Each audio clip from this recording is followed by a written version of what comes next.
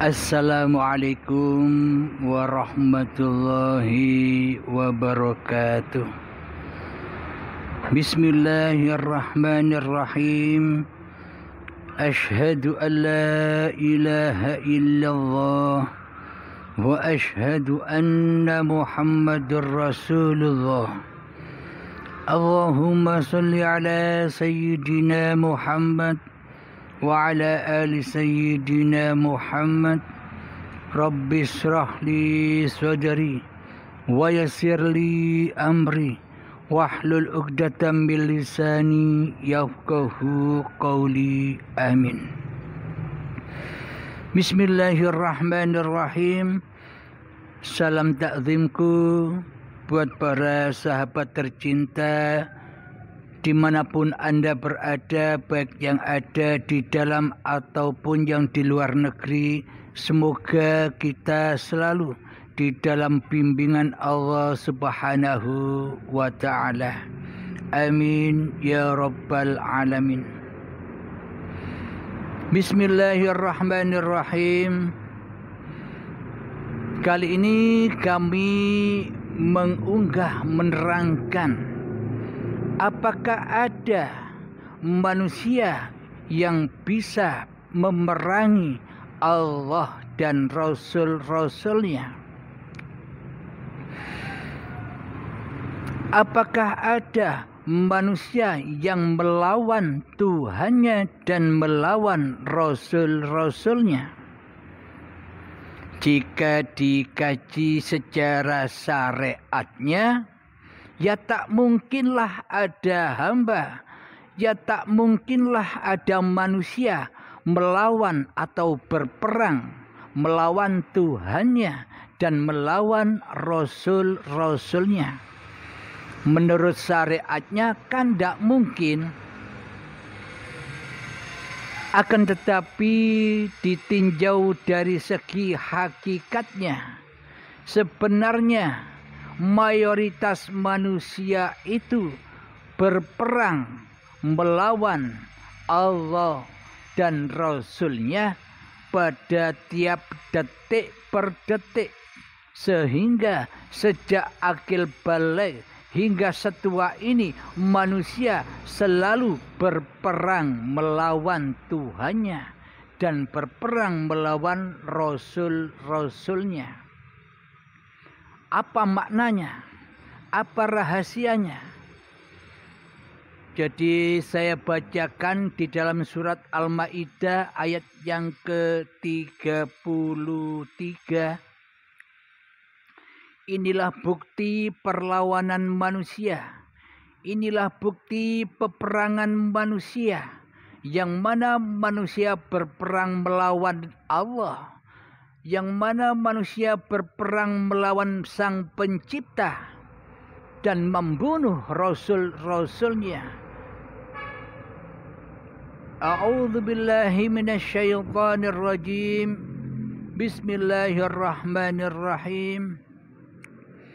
Innama jazaa'ul ladzina yuharibuna Allah wa rasulahu wa yas'auna fil ardi fasadan an yuqattalu aw yusallabu aw tuqatta'a aydihim wa arjulihim min khilafin aw yunfaw minal ardi dzalika lahum khizyun fid dunya wa lahum fil akhirati adzabun azim. Yang artinya, sesungguhnya balasan atau hukuman bagi orang-orang yang memerangi Allah dan Rasul-Nya dan menyebarkan kerusakan di bumi adalah mereka akan dibunuh atau disalib, atau tangan dan kaki mereka dipotong secara bersilang atau diasingkan dari negeri tersebut.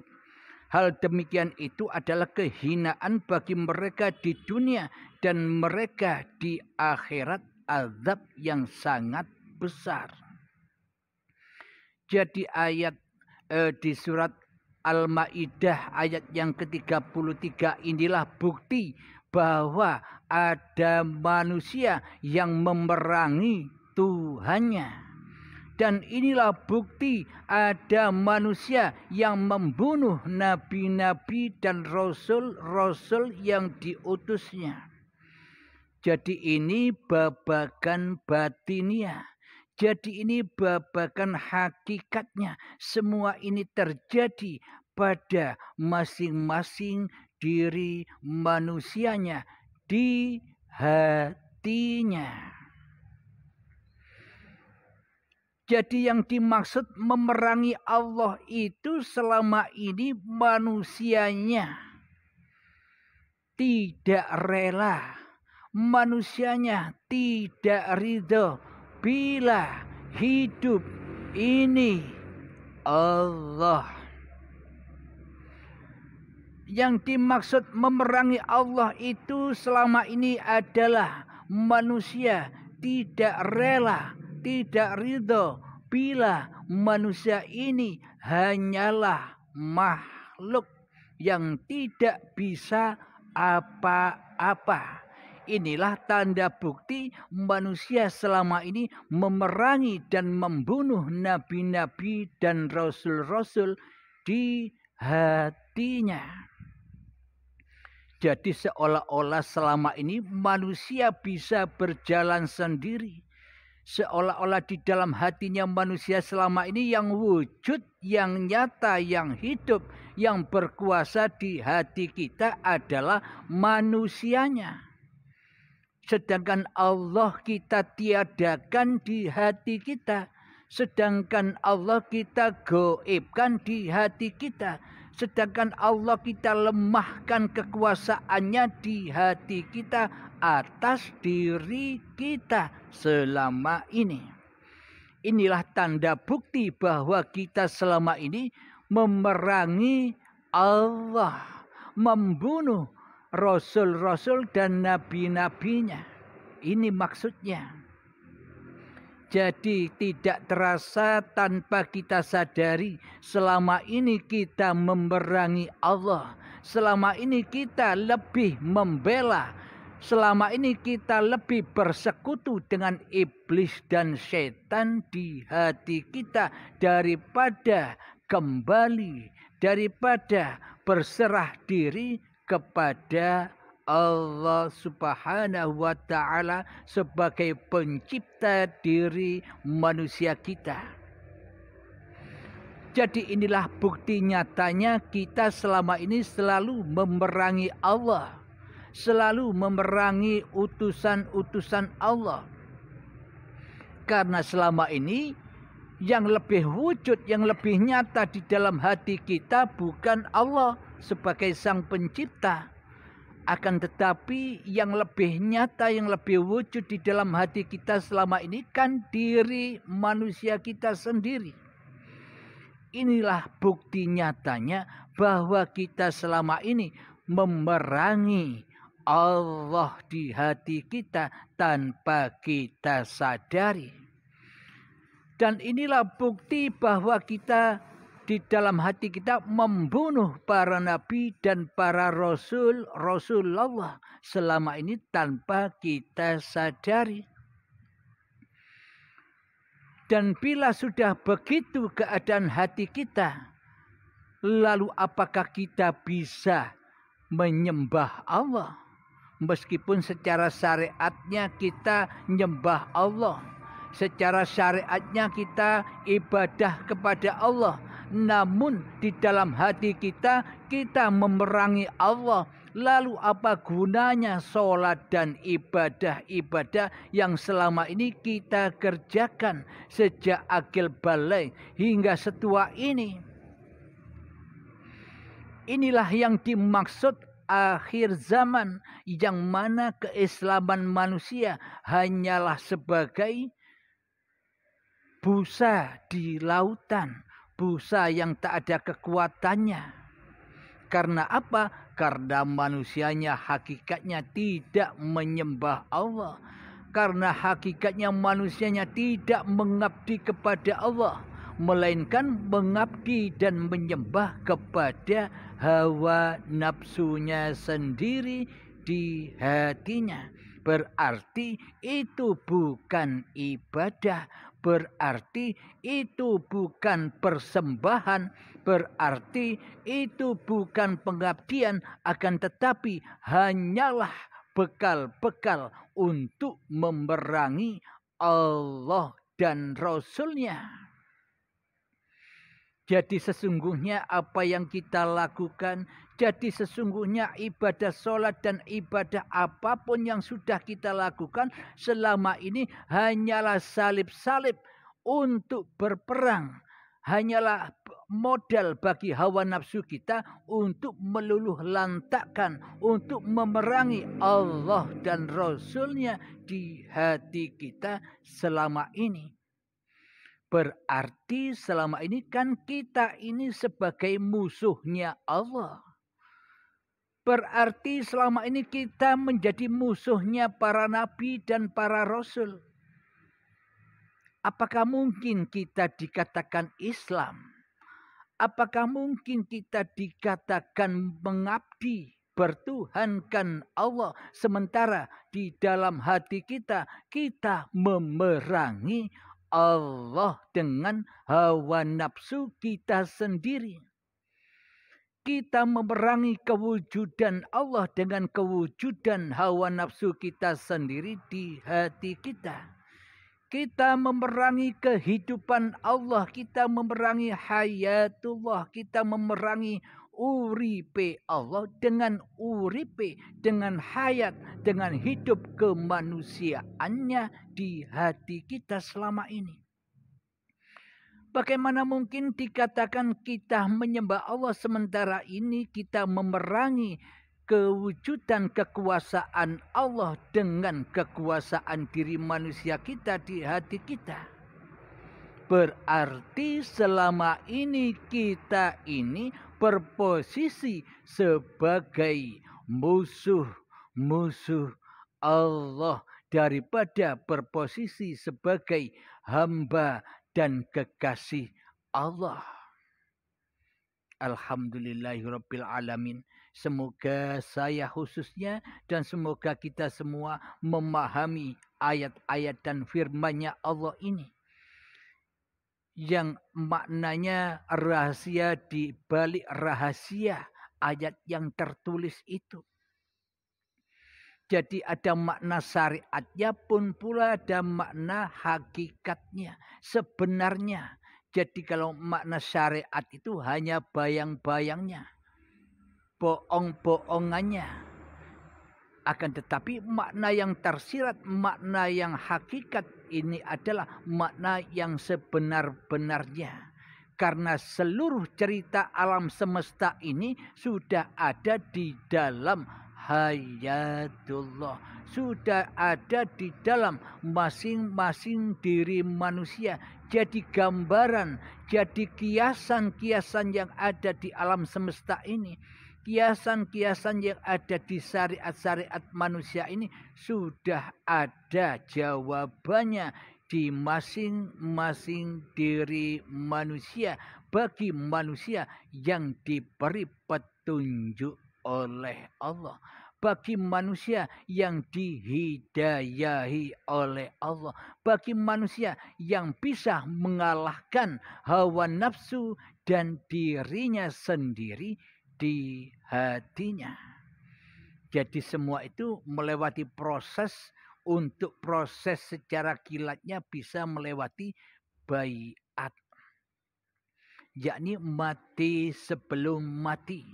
Tanpa baiat kita takkan pernah bisa berjumpa siapa yang lebih dekat daripada manusia itu sendiri di dalam kedirian manusianya.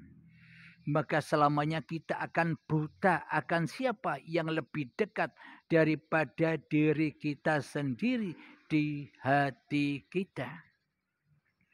Ada ayat Allah yang berbunyi, Bismillahirrahmanirrahim. Wa nahnu aqrabu min habli wa nahnu aqrabu ilaihi min hablil warid.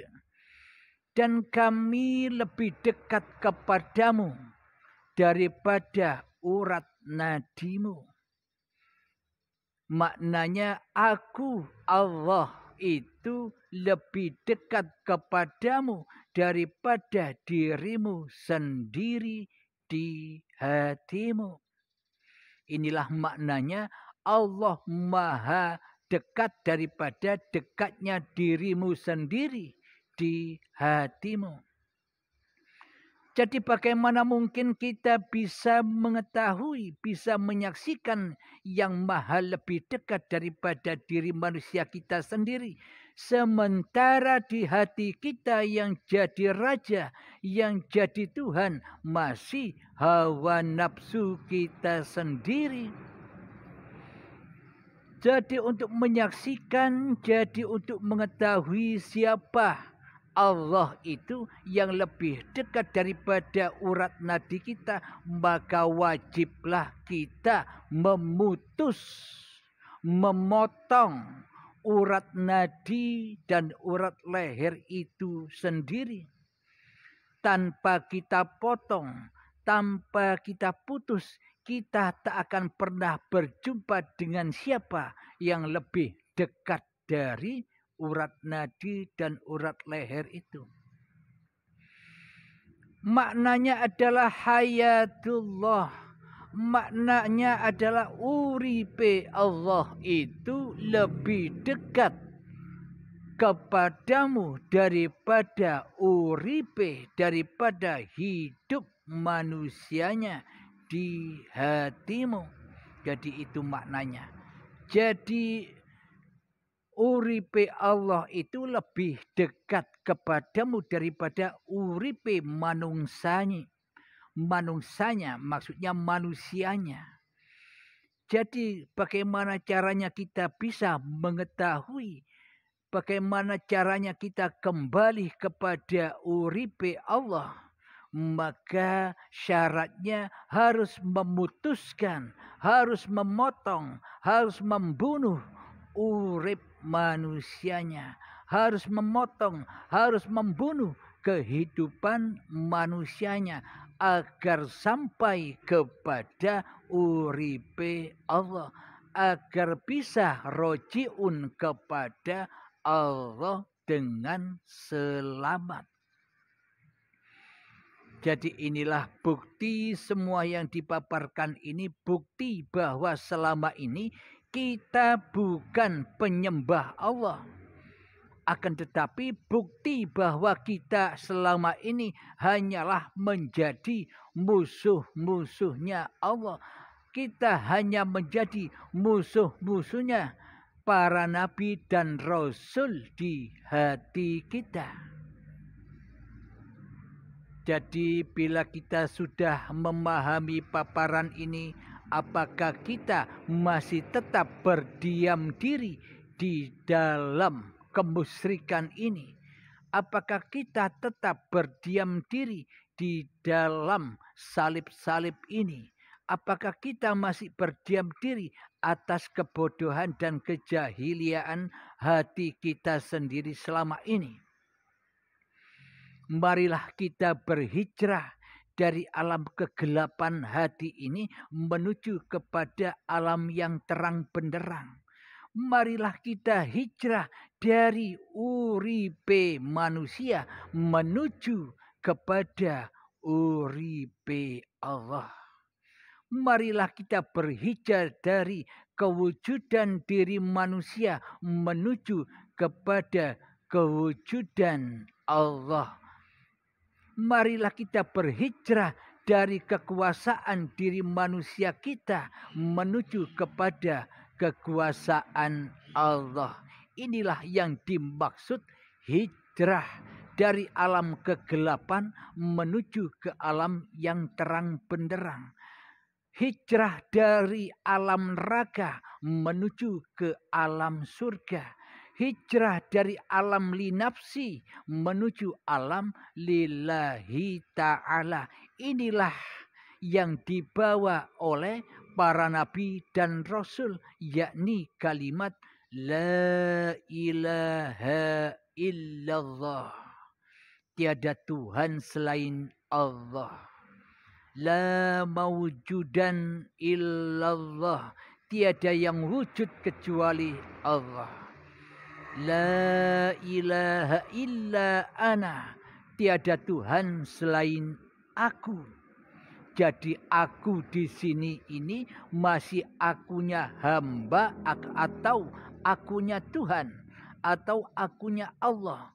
Hanya masing-masing diri manusianya lah yang tahu itu semua. Karena manusianya bisa menghisap, bisa menimbang-nimbang keadaan hatinya sendiri bagi manusia yang diberi petunjuk oleh Allah Subhanahu wa taala. Alhamdulillahirabbil alamin. Semoga paparan ini bermanfaat khususnya bagi diri saya sendiri dan khususnya untuk Anda semua, para sahabatku, dimanapun Anda berada. Bismillahirrahmanirrahim. Rabbana atina fid dunya hasanah wa fil akhirati hasanah wa qina adzabannar. Wa sallallahu ala sayyidina Muhammad wa ala alihi wa sahbihi wasallam. Walhamdulillahi rabbil alamin. Akhir kalam. Assalamualaikum warahmatullahi wabarakatuh.